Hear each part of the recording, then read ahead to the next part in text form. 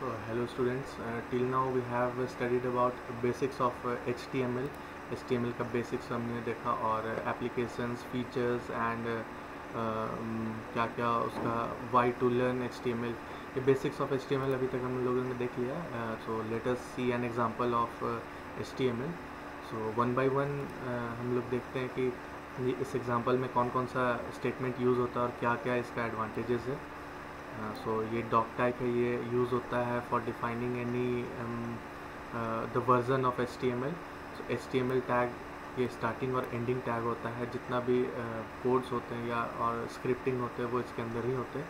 And head tag is used for heading and which is always put above the body tag. And head tag body tag से पहले close भी हो जाता है. So as the name suggest head tag के अंदर एक title होना चाहिए. सो यहाँ पे टाइटल टैग है. टाइटल के अंदर किसी भी तरह का हम टाइटल यूज़ कर सकते हैं. जैसे कभी भी किसी एक वेब पेज को we use to open that, then at the top of the web page we see a name over there, that is the title of the web page. So if we let take an example that if we make a title such as web page title and we will develop a web page, then in the output section in the web browser at the topmost सबसे ऊपर में क्या दिखेगा मुझे, web page title. So this is the use of title. And in body tag we used to write all the body entire statements, quotes over of the HTML inside the body tag. So यहाँ पे क्या क्या है, एक h1 tag use किए, ये header tag है. And वहाँ पे हम लोगों ने लिखा है write your first heading. And एक पैराग्राफ टैग यूज़ किए हैं and we have written here that write your first paragraph. So we will see each and every formatting tag. These are the formatting tags in the upcoming lectures. So सबसे पहले देख लेते हैं कि इस पर क्या क्या डिस्क्राइब हो रहा था. सो जैसा अभी मैंने बताया कि doc type it defines the document और instruct the browser about the version of HTML. So doc type में क्या होता है, वर्जन ऑफ HTML दिखलाया जाता है. Next HTML tag. So this tag informs the browser that it is an HTML document and text between HTML tags describes the web documents and it is a container for all other elements. तो ये container होता है all other elements. that means that it is parent tag और इसके अंदर जितने भी tags होते हैं वो इसके अंदर ही होते हैं. Next one is head tag. So it should be the first element inside the HTML which contains Meta data. Meta data क्या होता है, इन्फॉर्मेशन अबाउट डेटा, मतलब डेटा के बारे में information. So information about the document, किस तरह का डॉक्यूमेंट है, क्या है. So it must be close before the body tag. Body tag open होने से पहले ही क्लोज हो जाता है, अभी मैंने बताया था. फिर what is title tag. So it is used to add title of the HTML page which appears at the top of the browser. I have explained this also. So it must be placed inside the head tag and should close immediately. And next one is body tag. So text between body tag describes the body content of the page that is visible to the end user. And this tag contains the main content of the HTML documents. तो जितना भी HTML documents के अंदर tags होता है वो हम लोग यूज़ कहाँ पे करते हैं, बॉडी टैग में. And this H1 and P are the formatting tags. तो text between H1 tag describes the first level heading of the web page.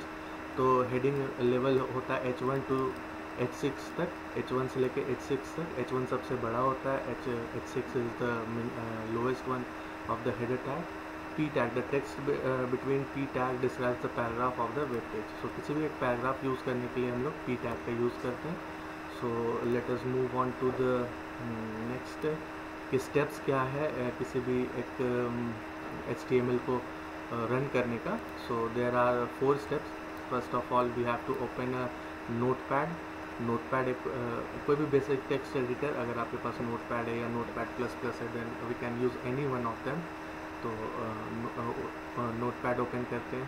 दूसरा क्या होता है, we have to write some codes, HTML codes और scripting codes over there. और save क्या होता है, .htm और .html. इन दो एक्सटेंशन से हम सेव करते हैं.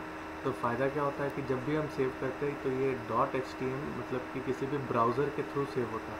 तो जब भी हम सेव ऐसा करेंगे तो जो फाइल रहेगा वो हमेशा एक, अगर आपका डिफ़ॉल्ट ब्राउज़र मोज़िला फायरफॉक्स है, then the icon of the file will be of Mozilla Firefox. अगर इंटरनेट ब्राउज़र है तो जो आइकन रहेगा वो इंटरनेट ब्राउज़र के लोगो के जैसा रहेगा. सो और लास्ट में what we have to do, open the HTML page in your web browser. तो जब भी ये किसी वेब ब्राउज़र के फॉर्म में रहेगा तो ये डबल क्लिक करने पे we use to open the HTML file. So ये 4 स्टेप्स है. These are the 4 steps for creating a web page. So let us see the building blocks of HTML. तो बिल्डिंग ब्लॉक्स क्या क्या होता है? 3 building blocks होता है. So an HTML document consist of its basic building blocks which are tags, attributes and elements. So tag क्या होता है? An HTML tag surrounds the content and apply meaning to it, and it is written between starting and closing angle brackets. तो अभी हम लोगों ने देखा था HTML, ये भी एक टैग था, या body या P या H1, all these are the tags. So second one is an attribute is HTML provides extra information about the element and it is applied within the start tag. So an HTML attribute contains 2 fields, name and values.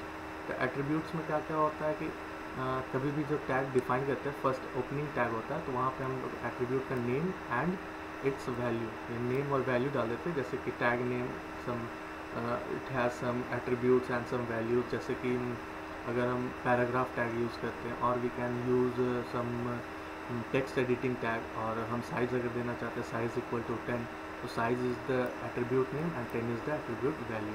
इसका जो भी contents लिखते हैं वो इस name, इस attribute और attribute name and value के अकॉर्डिंगली ये कंटेंट डिस्प्ले होता है. So and the third one is an HTML element is an individual component of an HTML. So in an HTML file everything written within tags are termed as HTML elements. तो जो भी we used to write within the tags, मतलब कोई भी एक tag start किए हैं और उसके अंदर जितने भी एलिमेंट्स लिख रहे हैं, so these are the HTML elements. So let us study about all these 3 building blocks in brief. So the first one is HTML tags. So HTML tag क्या होता है? So HTML tags are like keywords which defines that how web browsers will format and display the contents. And with the help of tags, web browser can distinguish between an HTML content and a simple content. तो जब हम tag डाल के किसी भी content को लिखते हैं तो यहाँ पता चल जाता है कि ये HTML कंटेंट है. क्यों? क्योंकि ये टैग के अंदर है. अगर हम XYZ लिखिए तो इसका मतलब तो ये नहीं है कि ये HTML कंटेंट है.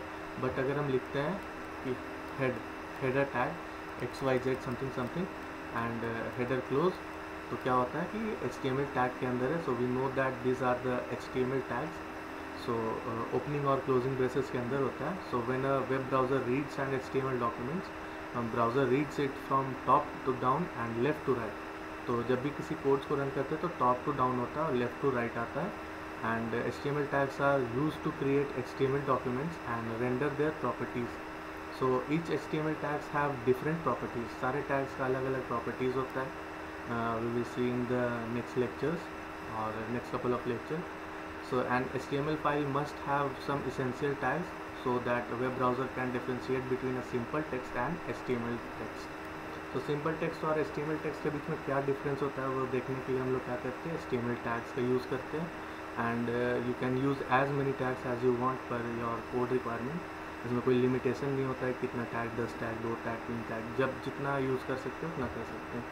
So all HTML tags must enclose with this braces, angular bracket.